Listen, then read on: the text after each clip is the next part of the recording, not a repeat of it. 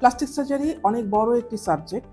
এর অনেকগুলি ভাগ রয়েছে, যেমন রিকনস্ট্রাকটিভ সার্জারি, যেখানে আমরা সাধারণত ট্রমা রিলেটেড ইনজুরিগুলি আমরা ডিল করে থাকি।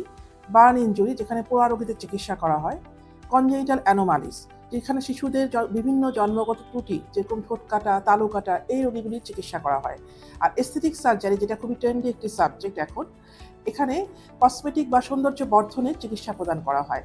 বর্তমানে অত্যাধুনিক বিশ্বের সাথে তাল মিলিয়ে বাংলাদেশ এগিয়ে চলছে।